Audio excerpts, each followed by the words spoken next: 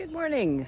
My name is Anya Sagan. I haven't done a video for quite a while, and I just thought I'd share something. This has been something that's been kind of in my awareness, on the periphery of my awareness for quite some time, and it's to do with the balance between this is a spiritual concept of the 3D versus the 5D reality, and that is like, where does the so-called logical, practical, and like everyday kind of behaviors and things like that, and how we conduct ourselves in the world translate through, like, the 5D, the 5D being the spiritual manifestational energies, and how the laws of attraction and all of that stuff operate, and how does that function? Like, where's the balance between, being in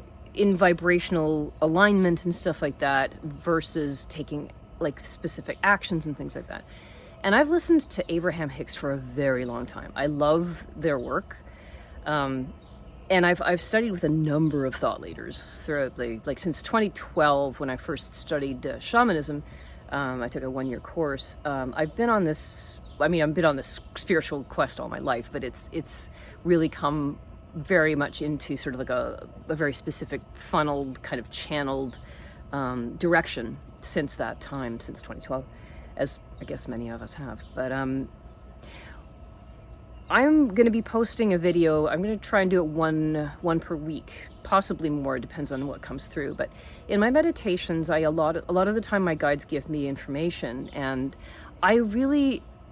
a lot of this stuff I've just been doing on my own, and I really want to share this because I believe very strongly. As a filmmaker, it's a collaborative kind of an industry, and I believe that humankind is a collaborative species. We're meant to work together, not as individuals only. I mean, we have our own journeys as individuals, but ultimately our greatest strength is in supporting and helping ourselves and one another. By that, I mean that we do our own internal work and everything like that, and we have our own journey, our own path, our own passions and dreams and things we're here to share with the world. But there's also where we reach out and share these gifts with others. Like, my guides have shown me very clearly that we're already in the process of, we already have, to some degree, a kind of ecosystem. It's dysfunctional at the moment, quite so, but it is transforming because of necessity. It's interesting because we have now globally become interconnected in ways that we never could have, predicted, through the internet, and through, we can talk to someone across the planet in real time, and things like that. And so we're connected through the internet, and through, obviously energetically we're also connected. But what the point of this is, like, right now the systems are very dysfunctional, and they're essentially set up to benefit a very tiny percentage of the world's population, very tiny, and those people do not have the well-being and welfare of the people of the planet in mind at all. All they care about, really and truly, is their own profit, and they're keeping their own power. And this isn't some kind of, I want to, like, dwell on this kind of thing, but it's kind of like, I have 5 fingers, and that's what are 5 digits, thumb, whatever, not a finger. Perhaps that's not the best analogy, but, like, it's like, this exists right now. This is in my reality right now. This is the way things are. With regard to systems like that, they can change in a heartbeat, and they need to. Obviously, with global warming, with all of the climate crises and stuff like that. Economically, there are so many people living in poverty and things like that have been, and that is in the process of changing. Even though on the surface it may not be very evident yet, there is a massive shift. And I've been shown this so many times by my guides, how it's been kind of like under the surface, like a lot of this structures have been manipulated in, not manipulated in a negative way, but sort of orchestrated, I guess would be a better word, divinely, that it's setting the stage for a shift coming really to fruition a lot in 2027, I believe, is the year, according to a lot of the predictions and things like that. And it feels like 1987 was one, 2012 was another, and then 2027 is going to be kind of the culmination of all of these different alignments of all kinds of things. Anyway, what I was originally sharing here was that being true. Obviously, we are spiritual beings having a human experience, not the other way around. And a lot of our religious teachings and even our spiritual teachings kind of see things a bit bass-ackwards, shall we say?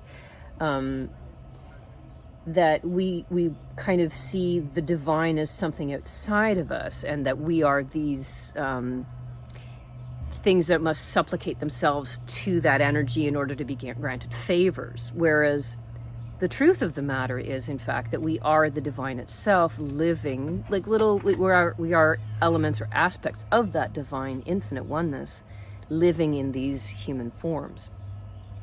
And as such, we have access. The more we're able to surrender to our spiritual guidance, and the more we're able to follow without, to release the ego's need to try and control and manipulate things to be very specifically, like, I want to have a purple Maserati in my driveway by April 4th, 2025. When one opens themselves to, tuning to the frequency of what that feels like, and the joy and the exhilaration and things like that, one begins to become an energetic match for it, and it will attract something equivalent to that. Whether it is specifically, it is like a specific year of Maserati that's purple and is in my driveway and that exact date. What happens is you put in motion the cogs and wheels and tumblers of cosmic kind of energies. And when they come into alignment and you surrender to it, it manifests in your reality. But when one gets too caught up in the details and specifics, one can fetter or not stop, but interfere with the manifestation of it coming to us as as quickly as they potentially could be. Because the divine, whatever it is that we want, the divine instantly creates a frequency and a possibility for. We just need to, in order for it to manifest, it's for us to surrender to and allow the flow of that to come into our lives. So where does that fit in with the 3D? The 3D being, the stuff that we've lived with all of our lives, the structures, the business, the practical, logical, applicable kind of things. And if you follow Abraham Hicks, they talk about getting into the vortex. If you're not familiar with it, the vortex is kind of what your spirit is like. You have this, what they refer to as escrow. That's this kind of almost like a bank account in a way or storage facility of all of the things that you have asked for. And every single one of them is there in potential, almost like you're given a key once you align with and not interfere with the manifesting of it. It comes. It's like you're given the key to that safety deposit box, and it opens and it manifests in your reality. So the question that I've been asking, and I'm going to be exploring, and I'll share insights. I'm doing meditations and things like that, journeys, and I would welcome comments and things like that of your experiences, because I genuinely want to learn about this, is how the 3D and the 5D intermix, and how one informs the other. Obviously, the 5D is much more powerful, but it's kind of like the 5D is the radio signal, or the satellite signal coming in with the streaming service, if you will, of this as if it was like a real reality, like you can watch this happen in real time. That's kind of the source of where it comes through. What the receiver is kind of like your consciousness and your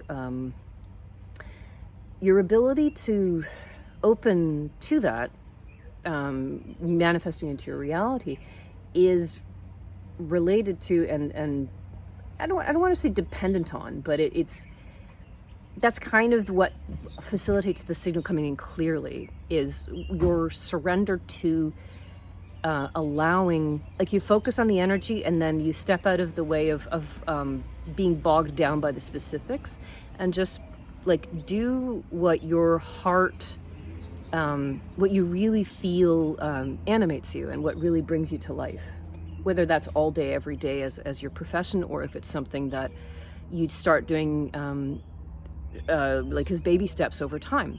One way or another, it doesn't matter. What matters is consistency and baby steps, and allowing yourself to make mistakes along the way. So that is like my Coles notes for what's been moving through me, and I really wanted to share. And I would love to hear from your experiences. Please keep them positive, and like, maybe if you've had some kind of a challenge that came up with this and then you learned something from it, I would love to hear about that. But yeah, like it can be difficult because your 3D self really wants the things that you want. It wants, right? And then it almost feels sometimes like there's a tug of war, or an opposition between the spiritual and the physical 3D reality. That somehow you have to be perfect, and everything has to align, and you have to like release everything that you've ever had that inhibited you and stuff like that. And that's not true. But anyway, it's an exploration, and I welcome you along this journey with me. So thanks for listening, and please like and subscribe if you like this content, and share it. I would welcome it. I'm Anya Sagan of Miracle Walker Productions and Miracle Walker Enterprises, and I welcome you to our YouTube channel. Thanks for listening, and have a great day.